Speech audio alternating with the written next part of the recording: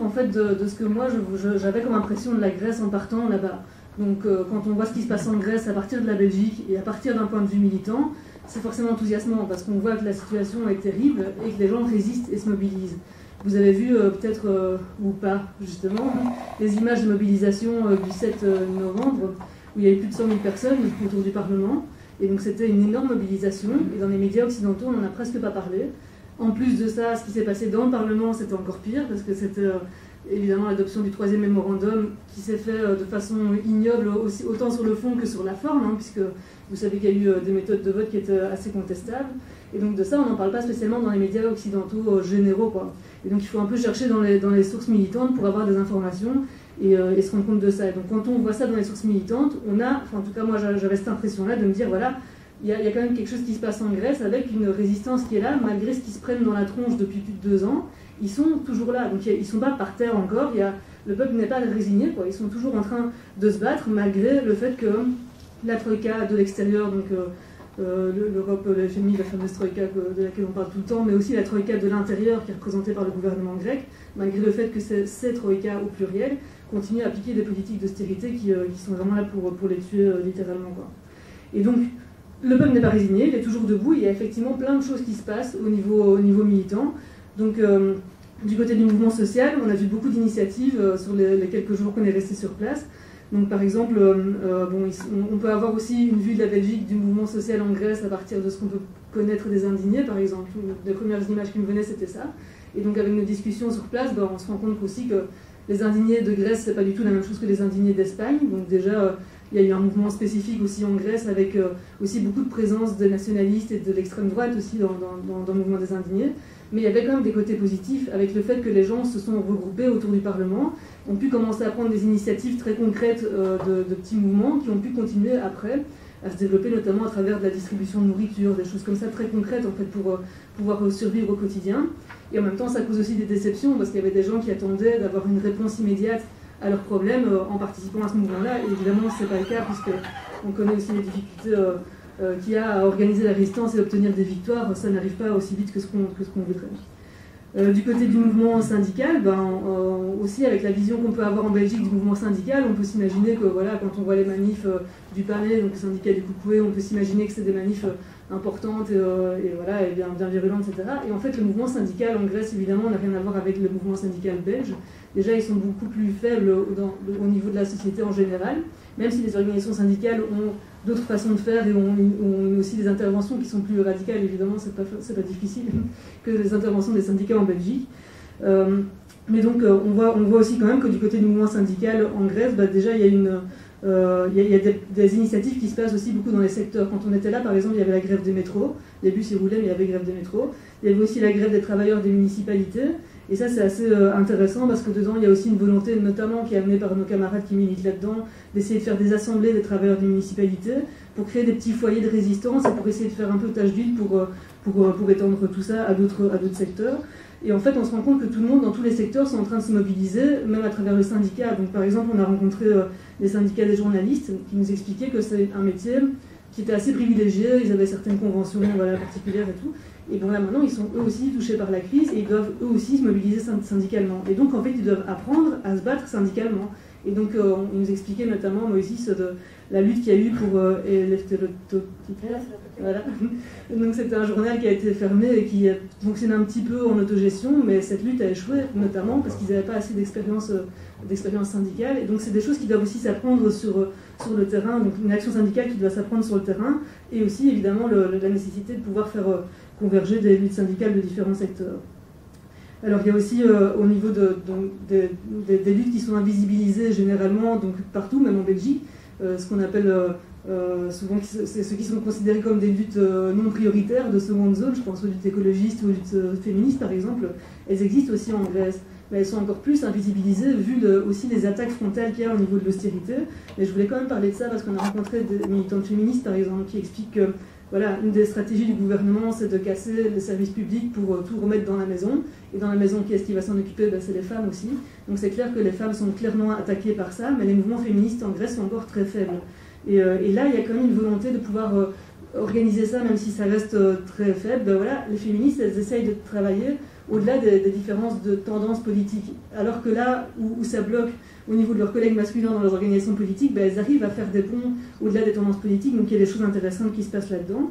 Au niveau des luttes écologiques aussi, on a discuté un peu de ce qui se passe dans les mines d'or de Spouriès, donc dans le nord. Donc il y a les habitants des villages là-bas qui se mobilisent contre la destruction de la forêt pour l'exploitation de l'or et du cuivre sur place.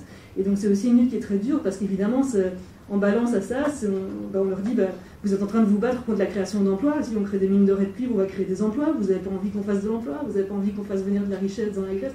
Et donc eux, malgré tout, ils se battent pour leur environnement. Et donc c'est aussi une lutte difficile à mener, mais qu'ils arrivent quand même à faire et qui est évidemment isolée. Et donc c'est important aussi de pouvoir faire ressortir cette réalité de luttes qui sont invisibilisées, minorisées, mais qui ont toute une importance maintenant et sur lesquelles il faut aussi qu'on se batte avec autant de puissance que les luttes du mouvement social et du mouvement syndical contre l'austérité. Donc alors, des difficultés dans les mouvements sociaux, évidemment, il y en a beaucoup. Donc en plus de la répression policière que Virik a évoquée tout à l'heure, il y a aussi la désociabilisation générale de la société. Donc Panagiotis, c'est quelqu'un qu'on a rencontré qui tient un blog aussi qui est très bien fait sur le quotidien en fait, qu'on peut vivre en Grèce, nous expliquait ça aussi que quand tu n'as plus du tout de liens sociaux, il n'y a pas l'automaticité de la résistance, des luttes sociales, elle ne vient pas quand tu es dans la merde, c'est pas vrai ça. Parce que tu n'as plus de liens sociaux justement, donc tu n'arrives pas à t'organiser avec d'autres pour pouvoir résister à l'austérité, tu es juste déstructuré complètement et isolé dans ton coin, et donc c'est difficile de pouvoir s'organiser dans des mouvements dans ce contexte-là. Il y a aussi évidemment les syndicats qui sont fort bureaucratisés, donc qui fonctionnent avec... Il y a deux confédérations syndicales principales du service public et des services privés qui, à l'intérieur d'elles-mêmes, ont des tendances politiques qui interviennent en tant que tendances politiques concrètes. Donc voilà, c'est des différences qu'on peut voir aussi avec la Belgique, mais un point commun, c'est la bureaucratie syndicale qui malheureusement freine aussi beaucoup les initiatives qu'il peut y avoir à la base, et donc ça crée aussi beaucoup de dégâts. Par exemple, quand on regarde un secteur comme l'énergie, on a aussi rencontré une syndicaliste de l'énergie.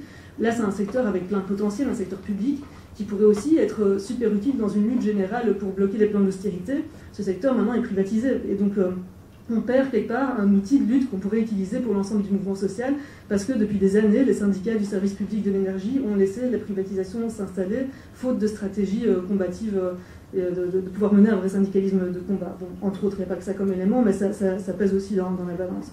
Une autre difficulté, c'est qu'il n'y a pas d'alternative politique à gauche, donc ça aussi, Gilles a expliqué que la gauche radicale, on va dire, est assez forte quand on compare à d'autres pays, particulièrement en Belgique, mais n'empêche que l'alternative politique concrète de comment on fait pour sortir de cette situation-là, on n'arrive pas à trouver une stratégie sur laquelle on peut vraiment prendre en main et sur laquelle on peut vraiment se battre. Il y a beaucoup de débats là-dedans. Évidemment, les débats sont riches, mais c'est difficile de pouvoir créer l'unité autour de tout ça, donc ça, c'est aussi une difficulté à surmonter. Et bon, évidemment, une autre difficulté qui n'est pas des moindres, c'est la montée des fachos, en fait. Hein.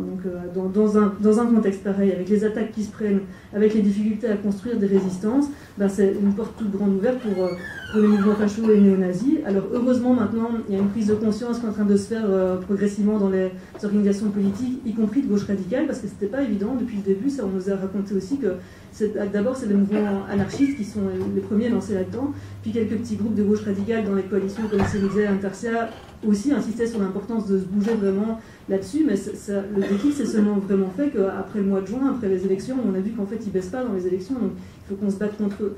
Et là aussi, par rapport à la lutte antifasciste, si ça commence à devenir un terrain de lutte hégémonique dans la gauche pour se dire il faut que ça soit une de nos priorités, les stratégies aussi sont différentes. Il y a beaucoup de débats sur comment on fait pour se battre contre eux, donc notamment un débat qu'on a vu qui était super intéressant, c'est dans une maison de quartier qui s'appelle le Club Ouvrier. Et ça aussi c'est pas mal parce que c'était une initiative pour essayer de recréer le lien social et de recréer une conscience de classe. Ça s'appelle le Club Ouvrier, la seule condition pour être membre, c'est de ne pas être patron de quelqu'un. Voilà. Et donc l'idée c'est de pouvoir organiser une solidarité locale au niveau du quartier et notamment de pouvoir investir le terrain local pour pas que les fachos le prennent et donc pour aussi se battre contre les fachos. Et les militants qui sont là-dedans ont tous des stratégies différentes, c'est assez rigolo de les voir débattre là-dessus, même si le fond est tragique évidemment, mais de voir que voilà, il y a vraiment une réflexion mais qui est en même temps urgente parce qu'il ne faut pas que réfléchir et faire du blabla, là il faut vraiment se battre contre les fachos, c'est un réel danger tout de suite imminent.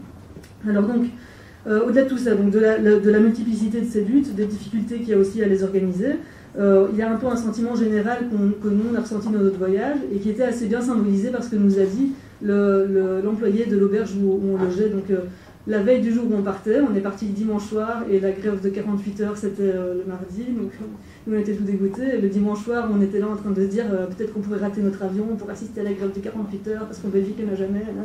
On était tout chaud boulette là, et on va parler à l'employé de l'auberge et on lui demande ce qu'il pense de la grève.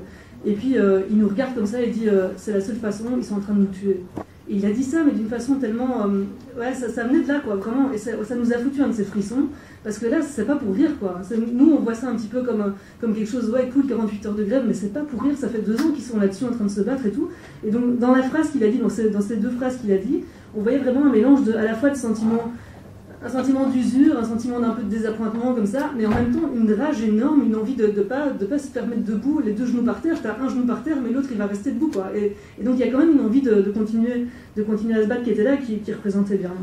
Et donc dans tous les milieux militants qu'on a rencontrés, donc je précise bien que c'est les milieux militants, c'est pas non plus l'opinion générale en Grèce, il y a une certaine unanimité pour dire que c'est urgent de pouvoir faire converger les luttes, parce que ça, tout le monde reconnaît que voilà, il y a une division qui est là et que ça pose un problème, quoi. C'est aussi urgent d'avoir des résultats immédiats, parce que les gens sont en train de crever de faim, quoi. Donc les enfants vont à l'école sans avoir mangé, ils s'évanouissent dans les classes, et tout. Enfin, voilà, il y a vraiment un gros problème à une urgence à traiter tout de suite.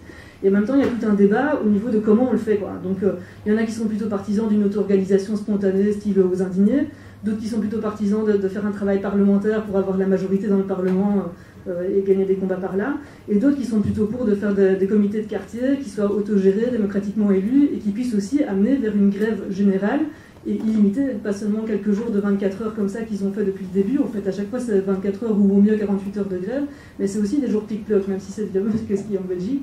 Et si on faisait vraiment une grève générale illimitée ou reconductible, ça pourrait aussi avoir plus d'impact. Donc voilà, il y a des débats sur toutes ces stratégies-là. Aussi des débats sur qu'est-ce qu'on doit attaquer concrètement, parce qu'il y a aussi une unanimité pour dire que la Troïka, c'est pourri, il faut rejeter tous leurs mémorandums et leurs plans comme ça. Mais après, il n'y a pas non plus une unanimité sur quelles sont les priorités des cibles, en fait. Donc certains visent seulement la Troïka internationale et ne visent pas le gouvernement, d'autres disent qu'il faut faire les 2 en même temps. Puis après, il y a tout le débat aussi sur est-ce qu'on doit sortir de l'euro ou pas. Donc il y en a qui disent maintenant, comme on cherche des réponses immédiates, il y en a qui disent une des réponses immédiates ce serait de sortir de l'euro, au moins on ne serait plus emmerdé avec tous ces impératifs européens. D'autres qui disent ben non, parce qu'on a besoin de pouvoir construire une lutte internationale au-delà des frontières pour pouvoir se battre nous ici en Grèce. Donc c'est aussi un débat qu'on voit dans les mouvements qu'on a rencontrés.